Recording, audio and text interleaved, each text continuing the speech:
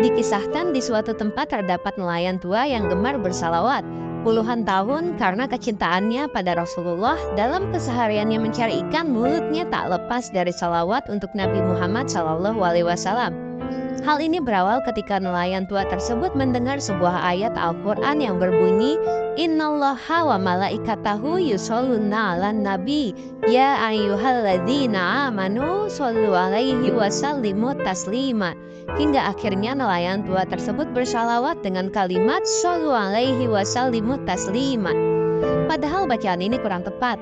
Namun karena pengetahuan nelayan tua tersebut terbatas dan hanya ayat tersebut yang ia ketahui, maka bersalawatlah ia dengan salawat tersebut selama berpuluh-puluh tahun. Pada saat beliau sedang merajut jala ikannya di pinggiran pantai, melintaslah rombongan ustadz yang hendak menyeberangi pulau menggunakan kapal. Kemudian mereka mendengar lantunan salawat yang keluar dari mulut nelayan tua tersebut. Hingga salah satu dari ustadz tersebut mendekatinya.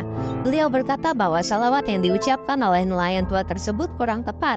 Kemudian beliau juga mengoreksi bahwa seharusnya salawat yang ia ucapkan bukan solu, melainkan soli yang artinya salawatku.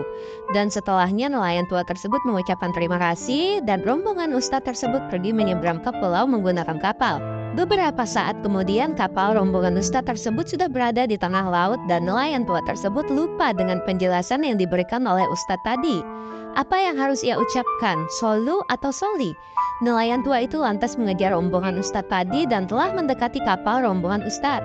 Nelayan tersebut bertanya, maaf ustadz, tunggu saya, yang benar itu solu atau soli ya?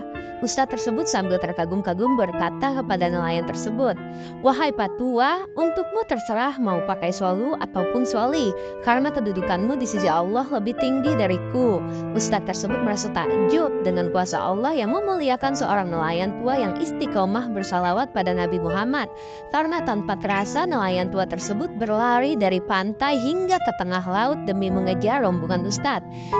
Ia berdiri di atas air tanpa menggunakan kapal. Demikianlah kisah nelayan yang diberikan keistimewaan oleh Allah karena mencintai kekasihnya Rasulullah SAW. Keistiqomahannya membaca salawat Nabi bukan sekadar untuk berzikir, namun karena kecintaannya yang tinggi kepada Nabi Muhammad SAW. Bagaimana dengan kita?